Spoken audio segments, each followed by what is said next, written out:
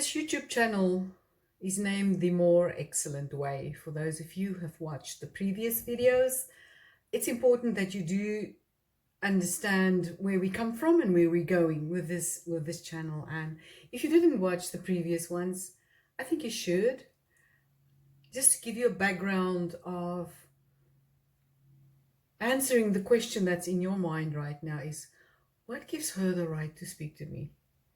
Who's this woman who thinks that she could talk to me about life? So in the previous videos, we talk about that a little bit, and I share some of my experiences of life with you.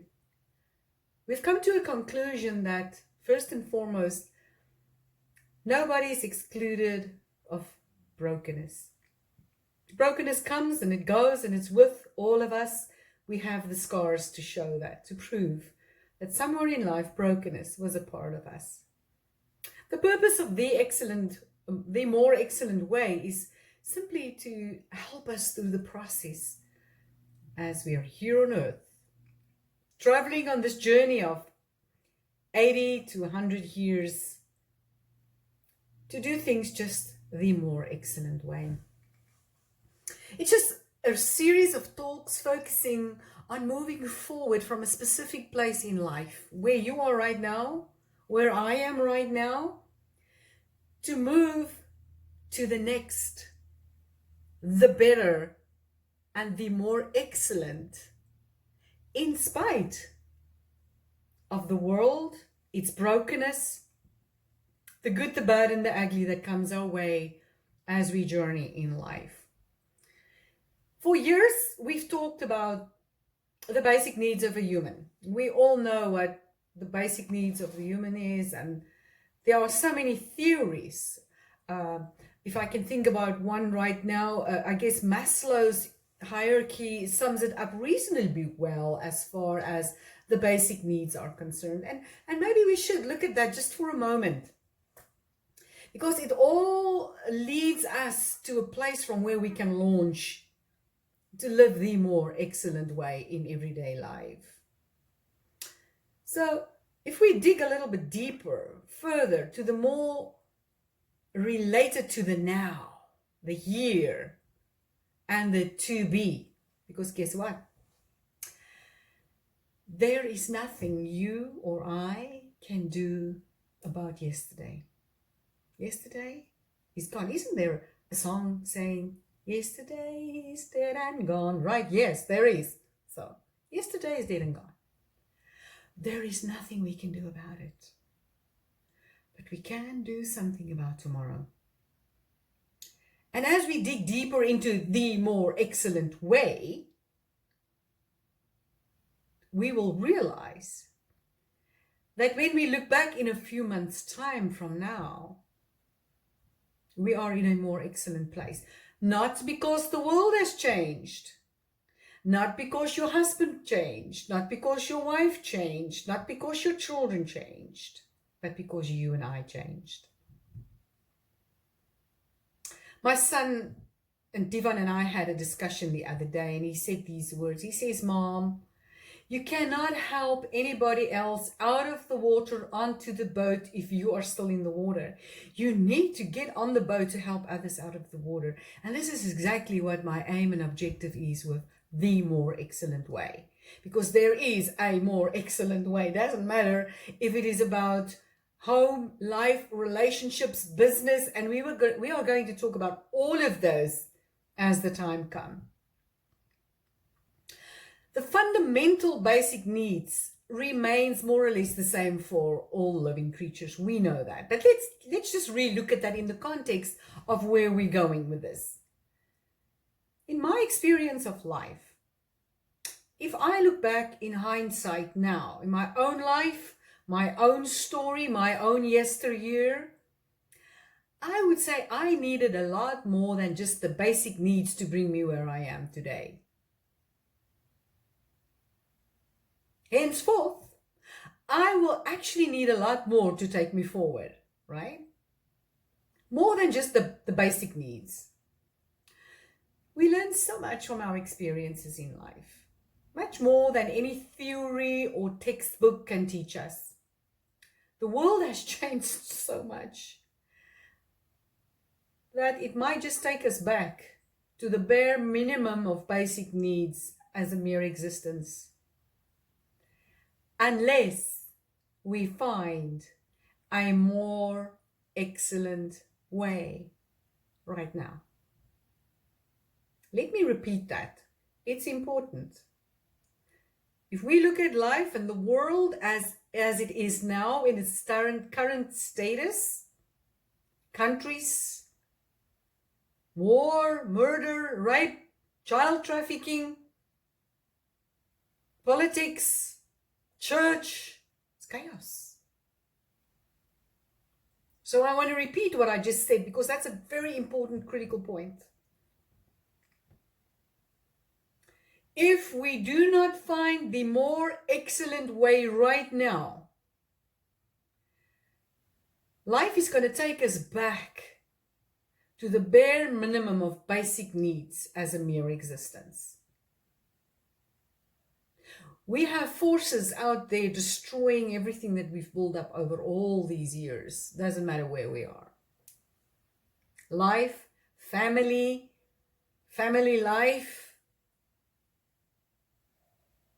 So let's just go back a little bit. Let's go back. Let's use Maslow's hierarchy just as a point of departure. That gives us a little bit of a perspective. We have our psychological needs, our safety needs, our belonging needs, our esteem needs, and then lastly, I think self-actualization is the last one. Let me repeat them. Psychological needs, safety, belonging, esteem, and self-actualization.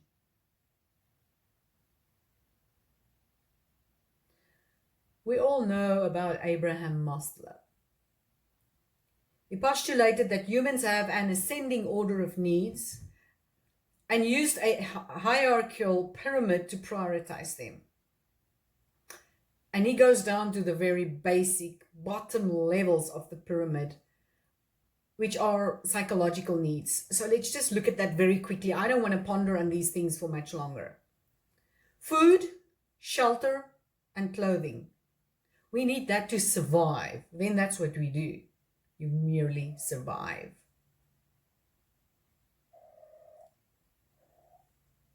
If these needs are met, progressively higher needs present themselves. Let's look at that real quickly. Safety and security, social interaction, self-esteem, self-actualization. It's a term Maslow used to describe the ultimate human need to learn, to grow, and to reach one's full potential. And I guess nothing I have said now is something you don't know. We all know this. I'm just taking us a little bit back so we can set the foundation. So let's quickly look at the psychological needs.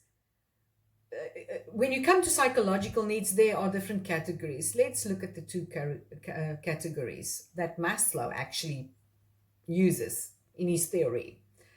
The first category is made up of needs that are homeostatic. So here they are. The need to maintain an internal biological balance and includes such things as salt concentration, sugar concentration, water concentration in the blood. If a substance is out of balance, there will be a desire to consume foods that bring these levels back into balance. Okay? So it's inward. The second category includes those needs that are not homeostatic. It's like sleep and intimacy, love, being close, belong, material possessions, psychological identity. Something we're going to talk a lot about in the months to come is identity, and we'll get there. Psychological needs would be the primary driver, of course, of a person's behavior. Don't we say a lot of times, oh my gosh, that person is nuts. How can he or she do that? Because their behavior falls outside the parameters of our belief windows. And we're going to talk about all of that also. I'm just being introductory here. All actions of a person would always be directed at satisfying basic needs. And the person would seek an environment to satisfy those needs. Example, near a large bike rally. Walmart noticed that from the temperatures above 88 degrees, beer sales went down and water sales went up. So in modern society, it's rare for anyone to experience this level of psychological driven motivation. It would be even rarer to find an individual who's completely dissatisfied for an extended duration of time. People find something to satisfy their needs. Something we're going to talk about a lot. Because there's a selfish tend and trend to satisfying one's needs.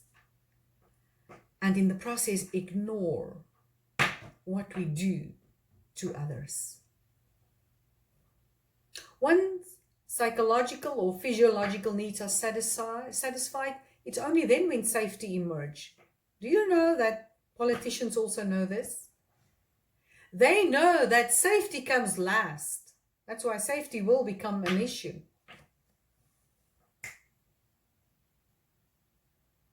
So let's look at safety real quick. We come from countries, we know about war and all of these things happening right now as we speak. These include the need for security, stability.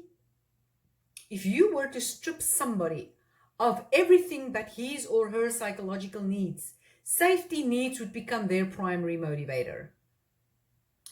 But that would not be with the same sense of urgency as our psychological needs.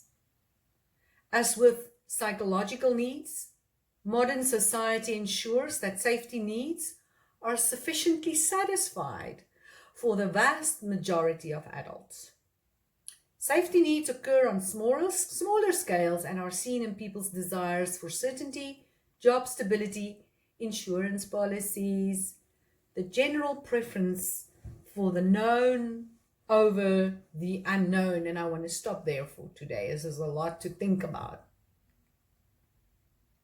Our aim and objective with this channel, The More Excellent Way, we're going to dig a lot into all of these things, a lot deeper on where we are now and today. Because there are countries today where everything has been stripped and that safety has become the primary survival.